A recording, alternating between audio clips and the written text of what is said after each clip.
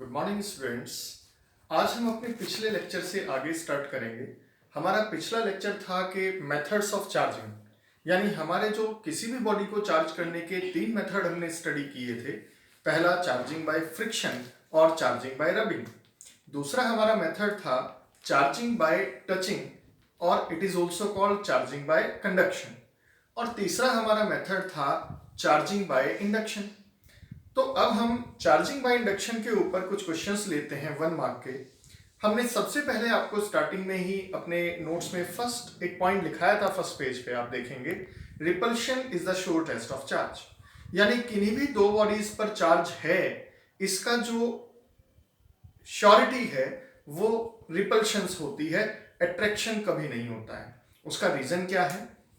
मान लीजिए दो बॉडीज एक दूसरे को अट्रैक्ट तो तब भी कर सकती हैं जब एक बॉडी के पास पॉजिटिव चार्ज है और दूसरी बॉडी के पास नेगेटिव चार्ज है। इसका मतलब दोनों बॉडीज पे चार्ज है, लेकिन अट्रैक्शन तो तब भी हो सकता है जब एक बॉडी पर चार्ज है और दूसरी बॉडी पर चार्ज ही नहीं है, क्योंकि हमने पढ़ा था कि इंडक्शन की वजह से यहां सेम नेगेटिव चार्ज आएगा और यहां पॉजिटिव, और इनके बीच में जो नेट फोर्स लगेगा that will be attractive in nature. तो इसका मतलब ये हुआ कि अट्रैक्शन तब भी हो सकता है जब एक बॉडी पर पॉजिटिव चार्ज है और दूसरे पर नेगेटिव चार्ज है, और अट्रैक्शन तब भी हो सकता है जब एक बॉडी पर चार्ज है और दूसरी पर चार्ज नहीं था। तो ये जरूरी नहीं है कि दोनों बॉडीज पर चार्ज था, लेकिन रिपल्शन तभी होता है जब एक बॉडी पर पॉजिटिव चार्ज है तो दूसरे पर भी पॉजिटिव हो, एक बॉडी पर नेगेटिव है तो दूसरे पर भी नेगेटिव हो। तो रिपल्शन ही श्योरिटी है कि दोनों ही बॉडीज पर चार्ज है, क्योंकि अट्रैक्शन तो तब भी हो सकता है जब एक बॉडी पर चार्ज है और दूसरे पर नहीं। स्टूडेंट्स, हम एनसीईआरटी का फर्स्ट एग्जांपल स्टडी करते हैं जो चार्जिंग बाय इंडक्शन के ऊपर है, और ये आपका क्वेश्चन है कि how can you charge a metallic sphere positively without touching. तो विदाउट टचिंग का मतलब चार्जिंग बाय इंडक्शन। तो हम ऐसा कैसे कर सकते हैं? हम एक कंडक्टिंग स्फीयर लेते हैं A और इसको एक इंसुलेटिंग स्टैंड से हम इस तरह से रख देते हैं जिससे इस पे जो भी चार्ज आए वो अर्थ में ना जाए, वो न्यूट्रलाइज ना हो। अगर मैं इसके सामने एक प्लास्टिक रोड को, जिसको कि मैंने एक सिल्क क्लॉथ के ऊपर रब कर लिया है, तो उस प्लास्टिक रोड ने एक नेगेटिव चार्ज एक्वायर कर लिया है।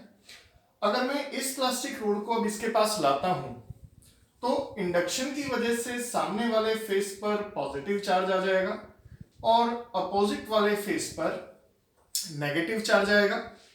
ये हमारा पहला स्टेप होगा। अब हम क्या करते हैं, क्योंकि हमें तो इस स्फीयर पर खाली पॉजिटिव चार्ज ही चाहिए, ये नेगेटिव चार्ज नहीं चाहिए, तो हम यहां पर ये प्लास्टिक रोड रखते हैं और यहां पर ये जो नेगेटिव चार्ज वाला एंड है, ये वाला, इसकी हम अर्थिंग कर देते हैं। और अर्थिंग करने से क्या होगा कि यहां पर जो इलेक्ट्रॉन्स की एफिशिएंसी है वो इलेक्ट्रॉन्स अर्थ में चले जाएंगे और ये नेगेटिव चार्ज न्यूट्रलाइज हो जाएगा। ये हमारा सेकंड स्टेप होगा। थर्ड स्टेप में यहां प्लास्टिक पर नेगेटिव है जो इस पॉजिटिव को होल्ड करके रखे है, इसको अपनी तरफ अट्रैक्ट करके रखे हुए है, और अर्थिंग से हमारा वो जो इलेक्ट्रॉन्स थे, एक्सेस ऑफ इलेक्ट्रॉन्स था, नेगेटिव चार्ज था, वो न्यूट्रलाइज हो गया है। अब हम उसको हटा देते हैं और अब हम फोर्थ स्टेप में इस रोड को भी इसके पास से दूर ले जाते हैं। रीजन क्या है कि ये पॉजिटिव चार्ज एक दूसरे को क्या कर रहे थे, रिपेल कर रहे थे, लेकिन इस रोड के अट्रैक्शन की वजह से ये इसके पास थे, ये इसको होल्ड करके रखे हुए था, लेकिन जैसे हम इस प्लास्टिक रोड को रिमूव करेंगे तो इनका रिपल्शन एक दूसरे पर इफेक्टिव हो जाएगा और अब ये रिपल्शन की वजह से ये चार्ज इस स्फीयर A पर यूनिफॉर्मली डिस्ट्रीब्यूट हो जाएगा। तो इस तरह से चार्जिंग बाय इंडक्शन को यूज करके हम किसी भी मेटेलिक स्फीयर पर पॉजिटिव चार्ज इंड्यूस कर सकते हैं।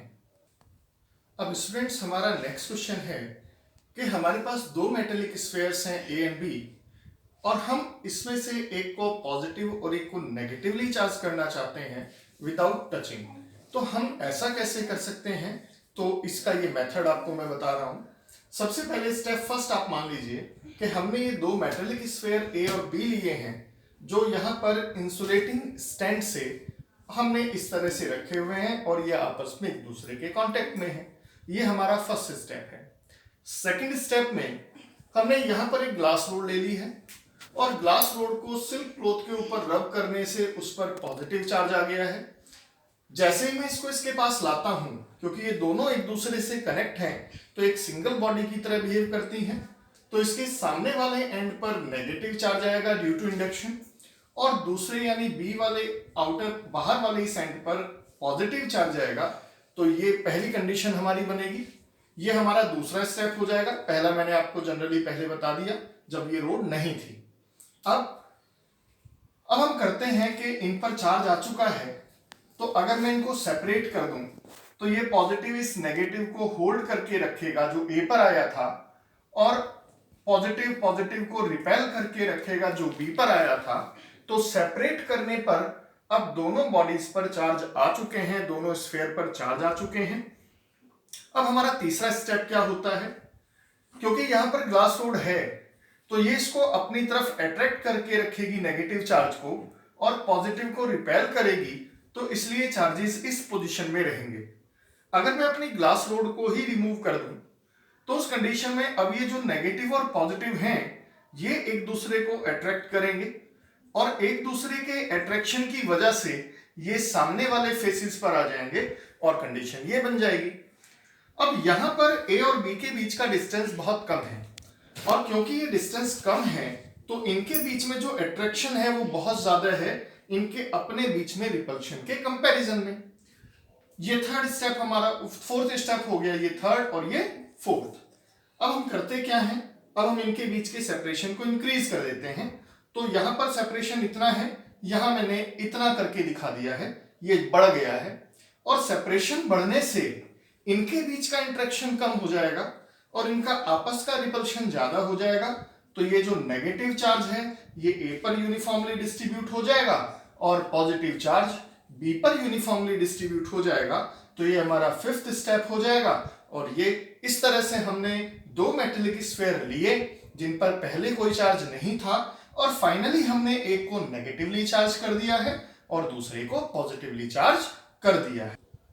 अब स्टूडेंट्स हम एक नेक्स्ट क्वेश्चन स्टडी करते हैं जो 1 मार्क्स का है कि क्या दो सिमिलर चार्ज बॉडीज एक दूसरे को अट्रैक्ट कर सकती हैं।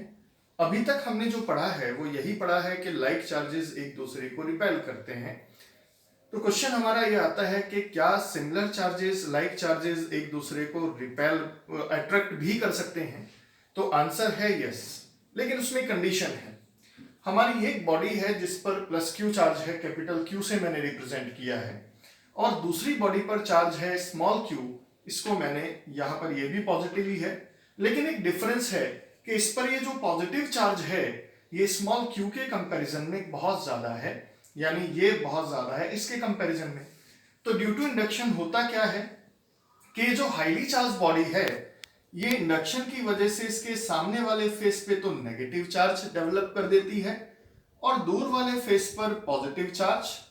अब क्योंकि ये अपोजिट नेचर का चार्ज नजदीक आ गया है और हमने पहले भी बताया था कि जब भी इंडक्शन होता है तो नेट फोर्स की नेचर कैसी होती है, अट्रैक्टिव। तो ये अपोजिट चार्ज पास है तो अट्रैक्शन फोर्स ज्यादा स्ट्रॉन्ग होगा और सिमिलर चार्ज दूर है तो रिपल्शन इसके कंपैरिजन में वीक होगा। तो इसकी वजह से ये बॉडीज एक दूसरे को अट्रैक्ट कर लेंगी रिपल्शन के बजाय। स्टूडेंट्स हमने एक चीज और अभी सोची नहीं है और वो क्वेश्चन हमारा क्या हो सकता था कि सर अगर इस पॉजिटिव चार्ज की वजह से इस बॉडी पर जिस पर स्मॉल अमाउंट ऑफ चार्ज है यहां पर एक इंड्यूस चार्ज डेवलप होता है तो ये भी तो चार्ज है और इस स्मॉल चार्ज को इस दूसरी बॉडी के सरफेस पर भी इंड्यूस चार्ज डेवलप करना चाहिए, तो ऐसा क्यों नहीं हुआ या हमने उसको कंसीडर क्यों नहीं किया। तो ये भी तो एक क्वेश्चन बनता है। तो मैं इसका आपको आंसर दे देता हूं। इसको समझने के लिए हम दो मेटेलिक स्फीयर ले लेते हैं, जो एक पहला ये है और दूसरा ये है। इसे मैं ए ले लेता हूं और इसे मैं बी ले लेता हूं। इस पर जो चार्ज है वो काफी हाई क्वांटिटी में है 100 माइक्रोकूलम और इस पर जो चार्ज है वो कम है दैट इज 10 माइक्रोकूलम। अब इंडक्शन की वजह से ये मेटेलिक स्फीयर पे जो 100 माइक्रोकूलम चार्ज है इसकी वजह से यहाँ सामने वाला जो फेस होता है इस पर -100 माइक्रोकूलम का चार्ज आएगा और 10 इसके पास पहले से है, तो अगर मैं नेट चार्ज कैलकुलेट करूं जो बी पर आएगा तो 100 minus 100 plus 10 that is 90 microcoulomb negative हो गया। अब दूर में उतना ही पॉजिटिव आएगा। अगर मैं इस 10 की वजह से इसके ऊपर बात करता हूं तो 100 माइक्रोकूलम इसके पास अपने आप है और माइनस 10 यहां से आएगा, तो यहां पर सामने वाले फेस पर कैसा चार्ज हो जाएगा? 100 माइनस 10 दैट इज 90 माइक्रोकूलम। तो अगर मैं पहली बॉडी ए पर अब चार्ज देखता हूं तो यहां पर 90 माइक्रोकूलम का पॉजिटिव चार्ज है, और अगर मैं इस बी पर चार्ज देखता हूं तो इस पर माइनस 90 माइक्रोकूलम का नेगेटिव चार्ज है, और क्योंकि ये अपोजिट चार्जेस हैं तो एक दूसरे को अट्रैक्ट करेंगे, तो दैट इज द कॉज। लेकिन स्टूडेंट्स, हमें ये सारा कुछ वहां एक्सप्लेन करने की जरूरत नहीं है। हम अपना जो हमने आपको इन रिटर्न दिया है आप उसी आंसर को दे सकते हैं कि ज्यादा चार्ज वाली बॉडी की वजह से जो वो स्मॉल चार्ज वाली बॉडी है उस पर इंड्यूस चार्ज आ जाता है, और सामने वाले फेस पर क्योंकि अपोजिट चार्ज है तो वो उसको अट्रैक्ट कर लेता है। स्टूडेंट्स, अब हम नेक्स्ट टॉपिक अपना स्टडी करते हैं। ये बहुत इंपॉर्टेंट टॉपिक है, Coulomb's law in electrostatics. Basically Coulomb's law को पढ़ने से पहले हमें एक सिंपल डेफिनेशन पता होनी चाहिए, और वो हम एक पॉइंट चार्ज को स्टडी करते हैं कि what is the meaning of A point charge. देखिए, हमें पता है कि अगर मैं एक लाइन ड्रॉ करता हूं तो बहुत सारे पॉइंट्स से मिलकर ही तो ये लाइन बनती है। तो यहां पर अगर मैं यहां एक पॉइंट ले लेता हूं और यहां एक पॉइंट ले लेता हूं, तो आप देख रहे हैं कि इन दोनों पॉइंट्स के बीच में जो सेपरेशन है, जो डिस्टेंस है, वो इस पॉइंट की अपनी लीनियर साइज, अपनी लीनियर डायमेंशंस के कंपैरिजन में बहुत ज्यादा है। तो हम कंसीडर करते हैं कि ये क्या है? These are the point charges. तो पॉइंट चार्जेस का मतलब यही है कि if the linear size of the charge is very very small, मान लीजिए एक चार्ज ये है और एक चार्ज ये है और ये पॉइंट साइज है, यानी इनकी जो लीनियर डायमेंशन है that is very very small as compare to the distance between the charges, then they are considered as point charge। तो क्लियर पॉइंट।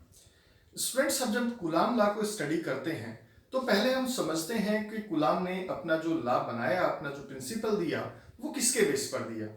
बेसिकली कूलम्ब से पहले न्यूटन्स लॉ ऑफ ग्रेविटेशन आ चुका था, तो कूलम्ब ने अपना जो ये लॉ दिया ये न्यूटन के लॉ ऑफ ग्रेविटेशन के ऊपर बेस्ड था। न्यूटन का लॉ ऑफ ग्रेविटेशन क्या था? वहां पर उसने पॉइंट मासेस लिए थे, और न्यूटन ने कहा था कि अगर ये हमारे पास दो पॉइंट मासेस हैं m1 और m2 और इनके बीच का सेपरेशन r है, तो इनके बीच में जो ग्रेविटेशनल फोर्स लगेगा that is directly proportional to the product of their masses and inversely proportional to the square of the distance between them. ये हमें पहले से पता है। तो जो ग्रेविटेशनल फोर्स लगेगा, जब यहां पर इन्होंने इस प्रोपोर्शनल साइन को रिमूव किया तो यहां पर इन्होंने एक कांस्टेंट यूज किया g, और इसको हम कहते थे यूनिवर्सल ग्रेविटेशनल कांस्टेंट, क्योंकि इसकी वैल्यू पूरे यूनिवर्स में सेम रहती थी, and that is m1 m2 upon r square. तो ये न्यूटन ने अपना लॉ दिया था, और यहां पर g की value 6.67 into 10 to the power -11 newton metre square per kilogram square, ये इसकी वैल्यू होती है। तो ये आपका न्यूटन ने अपना लॉ ऑफ ग्रेविटेशन दिया। अब बिल्कुल इसी को फॉलो किया कूलम्ब ने। उसने कहा कि अगर हमारे पॉइंट मासेस की जगह ये पॉइंट चार्जेस हैं Q1 and Q2। Point charges लेने का रीजन क्या है? पॉइंट चार्जेस के लिए ही कूलम्ब लॉ वैलिड होता है, ये बड़े चार्जेस के लिए वैलिड नहीं होता है। उसका सबसे बड़ा रीजन यह है कि पॉइंट चार्जेस इंडक्शन इफेक्ट को शो नहीं करते हैं, लेकिन वो चार्जेस जिनमें जो बड़े होते हैं, जिनमें एरिया होता है, वॉल्यूम होता है, तो वहां पर वो इंडक्शन इफेक्ट को शो करते हैं। इसलिए Coulomb's law is valid only for the point charges, because point charges never shows induction. Otherwise like charges एक दूसरे को अट्रैक्ट करना शुरू कर देंगे, और ये तो कूलम्ब्स लॉ के अगेंस्ट हो जाएगा। तो चलिए, तो कूलम्ब ने दो पॉइंट चार्जेस लिए जिनके बीच का सेपरेशन r लिया। तो इसने कहा कि इनके बीच में जो इलेक्ट्रिक फोर्स काम करेगा, electrostatic force, that is directly proportional to the product of the charges and inversely proportional to the square of the distance between them. अब यहां पर इसने कांस्टेंट को रिमूव किया और जब इसने वो प्रोपोर्शनल साइन को रिमूव किया और जब ये प्रोपोर्शनल साइन रिमूव किया तो इन्होंने एक कांस्टेंट ऑफ प्रोपोर्शनलिटी यूज किया c। मैं इसको c से रिप्रेजेंट करता हूं, बुक्स में इसको k से भी रिप्रेजेंट कर देते हैं, लेकिन k से हमारा एक नया सिंबल, एक नई क्वांटिटी और आने वाली है, तो हमें कंफ्यूजन ना हो तो हम इसको c से रिप्रेजेंट कर सकते हैं। बहुत सारी बुक्स ये फॉलो करती हैं। तो हियर c is called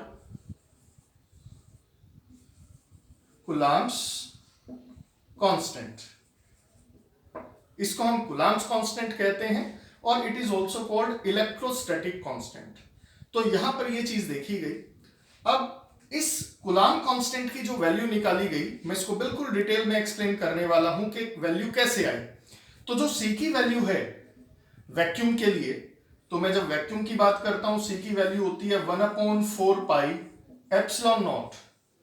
ये कांस्टेंट की वैल्यू निकाली गई। कैसे निकाली गई I am going to explain. मैं बिल्कुल अच्छे से आपको एक्सप्लेन करूंगा कि हमने यही क्यों रखा।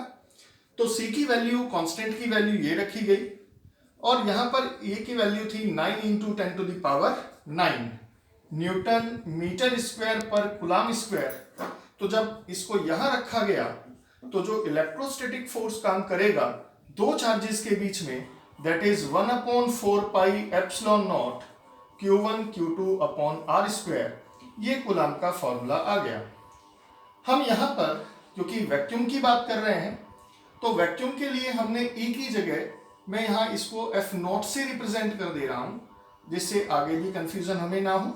F0 okay. यहां पर जो एप्सिलॉन नॉट है ये कहलाता है परमिटिविटी ऑफ फ्री स्पेस। अब ये परमिटिविटी ऑफ फ्री स्पेस का मीनिंग क्या है ये भी हमें क्लियरली समझ आना जरूरी है। पहले हम बात करते हैं कि आपका जो ग्रेविटेशनल कूलम्ब, न्यूटन का जो लॉ ऑफ ग्रेविटेशन है और जो कूलम्ब लॉ है, इन दोनों में सिमिलरिटीज क्या हैं और इन दोनों में डिसिमिलरिटीज क्या हैं। पहली बात, दोनों ही इनवर्स स्क्वायर लॉ को फॉलो करते हैं, दोनों ही प्रोडक्ट रूल को फॉलो करते हैं, दोनों ही इनवर्स स्क्वायर लॉ को फॉलो करते हैं। तो पहली बात, दोनों इनवर्स स्क्वायर लॉ के ऊपर बेस्ड हैं। दूसरा, दोनों ही आपके कैसे हैं, दोनों ही इनवर्स स्क्वायर लॉ के ऊपर बेस्ड हैं। और सीधी सी बात है, जो फोर्सेस इनवर्स स्क्वायर लॉ को फॉलो करते हैं वो सभी सेंट्रल फोर्सेस होते हैं। यानी यहां पर मासेस एक दूसरे को अपने सेंटर की तरफ अट्रैक्ट करते हैं, तो चार्जेस भी एक दूसरे को अपने सेंटर की तरफ अट्रैक्ट करते हैं, तो दोनों सेंट्रल हैं। तीसरी प्रॉपर्टी हमने 11th में ही पढ़ी थी कि जितने भी सेंट्रल फोर्सेस होते हैं दे आर आल्सो कंजर्वेटिव। तो ये भी कंजर्वेटिव है और वो भी कंजर्वेटिव है, तो ये भी सिमिलरिटी में आ गई। चौथी सिमिलरिटी, ये भी वैक्यूम में काम करता है और ये भी वैक्यूम में काम करता है। तो चार सिमिलरिटी इनकी हमें समझ आ रही हैं कि दोनों ही इनवर्स स्क्वायर लॉ के ऊपर बेस्ड हैं, दोनों ही सेंट्रल फोर्स हैं, दोनों ही कंजर्वेटिव हैं और दोनों ही वैक्यूम में भी काम करते हैं। अब बात आती है डिसिमिलरिटीज की। तो पहली डिसिमिलरिटी है कि यहां पर ये जो ग्रेविटेशनल फोर्स है, ग्रेविटेशनल फोर्स अगर दो बॉडीज के बीच का मीडियम चेंज कर दिया जाए तो ग्रेविटेशनल फोर्स पे कोई इफेक्ट नहीं पड़ता है, लेकिन अगर चार्जेस के बीच का मीडियम चेंज कर दिया जाए तो चार्जेस के बीच में जो इलेक्ट्रोस्टैटिक फोर्स काम करता है वो चेंज हो जाता है, उस पर उसका इफेक्ट पड़ता है। तो ये मीडियम पर डिपेंड नहीं करता है और ये मीडियम पर डिपेंड करता है। दूसरा जो डिसिमिलरिटी है, ग्रेविटेशनल फोर्स के कंपैरिजन में जो आपका इलेक्ट्रोस्टैटिक फोर्स होता है वो ज्यादा स्ट्रॉन्गर होता है, तो दूसरी डिसिमिलरिटी इसकी ये होती है। थर्ड डिसिमिलरिटी इसकी क्या होती है बेटा, कि हमेशा ग्रेविटेशनल फोर्स अट्रैक्शन का होता है, लेकिन जो आपका इलेक्ट्रोस्टैटिक फोर्स है, कूलम्ब फोर्स है, वो नेचर पर डिपेंड करता है। यानी चार्जेस अगर सिमिलर हैं तो वो रिपल्सिव होगा और डिसिमिलर है तो वो अट्रैक्टिव होगा। तो ये तीन डिसिमिलरिटीज भी आप लर्न रखें, ये आपसे पूछी जा सकती हैं। तो स्टूडेंट्स हमारा फॉर्मूला आया कि जब भी दो पॉइंट चार्जेस एक दूसरे से r डिस्टेंस पर हैं और वैक्यूम में हैं तो उनके बीच में इलेक्ट्रोस्टैटिक फोर्स होता है 1/4 pi epsilon not Q1 Q2 upon r square. और ये जो एप्सिलॉन नॉट है इसको हम कहते हैं permittivity of free space. Permittivity का मतलब क्या है? परमिटिविटी बेसिकली किसी भी मीडियम की वो प्रॉपर्टी है जिससे हमें ये पता चलता है कि अगर दो चार्जेस के बीच में हम उस मीडियम को प्लेस कर देते हैं तो उनके बीच में अब फोर्स कितना लगेगा, तो इससे डिसाइड होता है कि फोर्स कितना लगना चाहिए। तो that is called permittivity of free space और इसकी वैल्यू होती है 8.85 इंटू 10⁻⁻12 और यूनिट हो जाएगी एप्सिलॉन नॉट इधर, फोर्स नीचे, तो कूलम्ब स्क्वायर पर न्यूटन मीटर स्क्वायर ये इसकी यूनिट होगी। अगर हम दोनों चार्जेस के बीच में एक डाइलेक्ट्रिक मीडियम प्लेस कर देते हैं, कोई इंसुलेटिंग मीडियम प्लेस कर देते हैं जैसे ग्लास, प्लास्टिक, माइका, तो उस कंडीशन में अब उन चार्जेस के बीच में जो इलेक्ट्रोस्टैटिक फोर्स लगेगा उसको force in medium that is 1/4 pi epsilon. Epsilon is called permittivity of dielectric medium and Q1 Q2 upon r square. तो अगर मैं यहां पर देखता हूं तो जब भी हम डाइलेक्ट्रिक मीडियम चार्जेस के बीच में प्लेस करते हैं तो हम ऑब्जर्व करते हैं कि उनके बीच का फोर्स रिड्यूस हो जाता है। और वो कैसे रिड्यूस होता है हम उसको अब एक्सप्लेन करते हैं।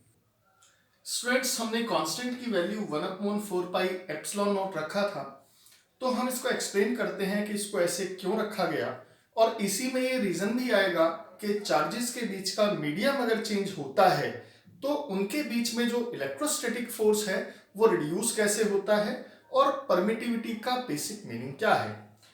अब मान लीजिए ये हमारा एक चार्ज है, एक पॉइंट चार्ज है, क्योंकि कूलम्ब लॉ पॉइंट चार्जेस के लिए है। और अगर मैं इस पॉइंट चार्जेस के चारों तरफ फ्री स्पेस में कहीं भी एक पॉइंट लेता हूं जिस पर मैं एक दूसरा पॉइंट चार्ज रखता हूं, तो टोटल का टोटल अगर मैं एंगल देखता हूं, पूरा का पूरा ये सरफेस इस पॉइंट पर जो बनाएगा तो दैट इज 4 पाई ना। और अगर मैं कहीं भी एक पॉइंट चार्ज यहां प्लेस करता हूं तो ये 4 पाई का क्या हो जाएगा 1/4 पाई। तो इसलिए जो कांस्टेंट लिया गया दैट इज 1/4 पाई, क्योंकि ये सॉलिड एंगल जो भी टोटल सॉलिड एंगल है हमारा 4 पाई, ये उसका 1/4 पाई टाइम्स हो गया। दूसरा, अब चार्ज मीडियम पर कैसे डिपेंड करता है? तो अगर मैं ये मान लूं कि मान लीजिए हमारा एक चार्ज है Q1, अब थोड़ी देर के लिए भूल जाइए कि ये पॉइंट चार्ज था, क्योंकि ये समझाने का तरीका है, ये बेसिक रीजन नहीं है, लेकिन समझने के लिए अच्छा है कि ये दूसरा चार्ज है Q2। अब ये एक दूसरे पर इलेक्ट्रोस्टैटिक फोर्स लगा रहे थे, लेकिन क्यों लगा रहे थे इसका रीजन अभी हमें नहीं पता है। तो हम ये मान लें कि आपस में एक दूसरे से रस्सी बांधे हुए थे और इन रस्सियों से एक दूसरे को ये अपनी तरफ अट्रैक्ट कर रहे थे या रिपेल कर रहे थे, एक दूसरे से दूर जा रहे थे। अब अगर मैं इनके बीच में एक डाइइलेक्ट्रिक मीडियम प्लेस करता हूं, इंसुलेटिंग मीडियम प्लेस करता हूं, तो वो मीडियम करता क्या है? वो मीडियम जो मैंने इनके बीच में प्लेस किया है वो इन रस्सियों को एब्जॉर्ब कर लेता है, इन रस्सियों को अपने अंदर सोख लेता है, ब्रेक कर देता है, आप ये कह सकते हैं।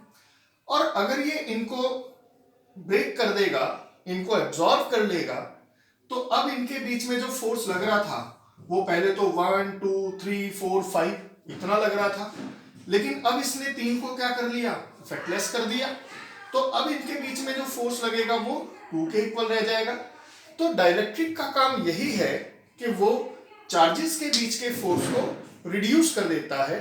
बेसिकली कैसे करता है, इसका रीजन क्या है, वो हम आगे जब इलेक्ट्रिक फील्ड स्टडी करेंगे हम वहां इसको स्टडी करेंगे। लेकिन जनरल वे में हम ये समझ लें कि डाइलेक्ट्रिक प्लेस करने से चार्जेस के बीच का फोर्स रिड्यूस क्यों हो जाता है, क्योंकि वो उस रीजन को कम कर देता है जो इन दोनों चार्जेस के बीच में फोर्स के लिए रेस्पॉन्सिबल था। तो बेटा इसी प्रॉपर्टी को हम बोलते थे परमिटिविटी। तो इसका मतलब परमिटिविटी क्या है? परमिटिविटी इस डाइलेक्ट्रिक मीडियम की वो प्रॉपर्टी है विच determines the force between the two charges when we place the dielectric medium between the charges। तो इसी से पता चलेगा कि डाइलेक्ट्रिक मीडियम को प्लेस करने पर चार्जेस के बीच का फोर्स कितना होगा, इसी से डिटरमाइन होगा। तो हमने पढ़ा कि जो कूलाम्ब कांस्टेंट है ये किसके इक्वल था, 1/4 पाई। कांस्टेंट हमने 1/4 पाई क्यों लिया वो आपको समझ आ गया। दूसरा, अगर इसकी परमिटिविटी हाई है, ये ज्यादा रस्सियों को एब्जॉर्ब कर लेता है, तो क्या होगा, इनके बीच का फोर्स कम हो जाएगा, और अगर ये कम को एब्जॉर्ब करेगा तो फोर्स बढ़ेगा। तो इसका मतलब इसकी जो परमिटिविटी है फोर्स उसके क्या होगा, रेसिप्रोकल। अगर मैं F की बात करता हूं तो F equal to 1/4 pi epsilon Q1 Q2 upon R square. अगर परमिटिविटी हाई है तो फोर्स क्या होगा, कम होगा। तो अगर इसकी परमिटिविटी ज्यादा होती है तो ये फोर्स को क्या कर देता है, कम कर देता है। तो इसलिए हमने वहां पर जो कांस्टेंट लिया वो रेसिप्रोकल में लिया गया इसे, और कांस्टेंट पूरा का पूरा क्या बन गया, 1/4 पाई एप्सिलॉन नॉट। तो फॉर्मूला हमारा इस तरह से लिखा गया इस कांस्टेंट को यूज करके। तो स्टूडेंट्स क्लियर है कि जब दो चार्जेस पॉइंट चार्जेस वैक्यूम में होते हैं तो उनके बीच का फोर्स होता है 1/4 pi epsilon not Q1 Q2 upon R square, that is permittivity of free space.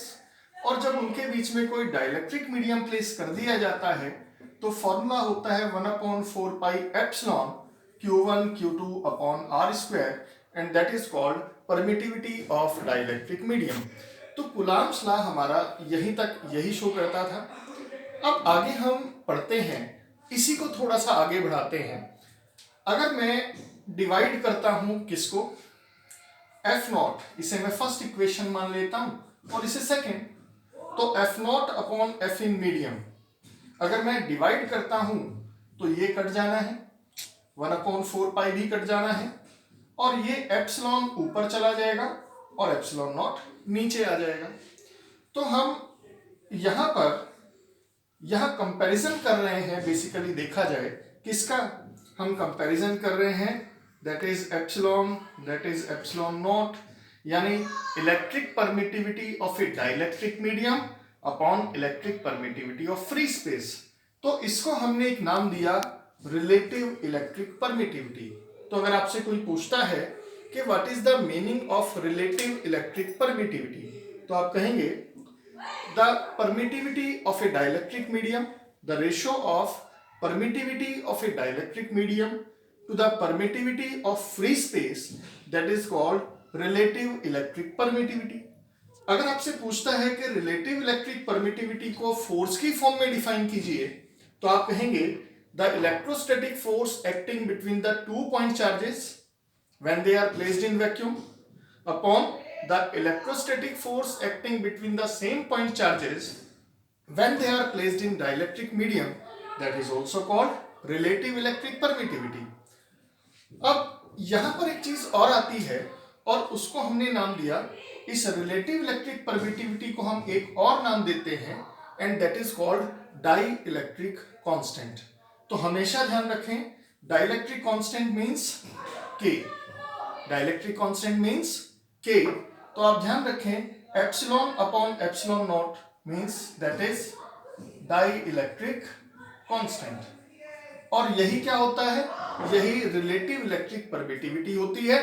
तो डाइलेक्ट्रिक कांस्टेंट और रिलेटिव इलेक्ट्रिक परमिटिविटी दोनों सेम चीजें होती हैं, इसमें कंफ्यूज होने की जरूरत नहीं है।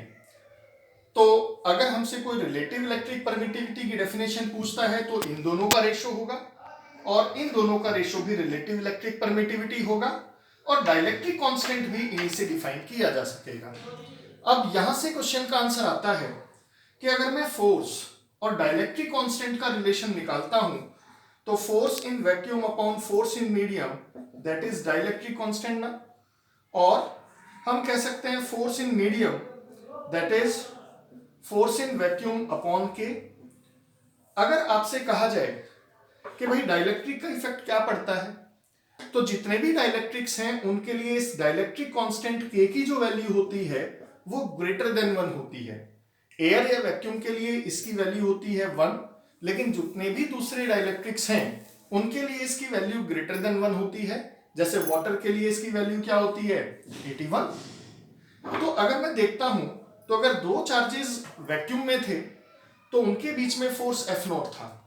अगर मैं चार्जेस के बीच में वाटर प्लेस कर दूं, एक डाइलेक्ट्रिक मीडियम है, तो अब उनके बीच में जो फोर्स होगा वो F नॉट अपॉन 81, क्योंकि K की वैल्यू 81 है, तो वाटर में उनके बीच में लगने वाला फोर्स पहले का 1/81 टाइम्स रह जाएगा, यानी फोर्स रिड्यूस हो जाएगा। तो डाइलेक्ट्रिक का काम क्या होता है, चार्जेस के बीच के फोर्स को रिड्यूस करना।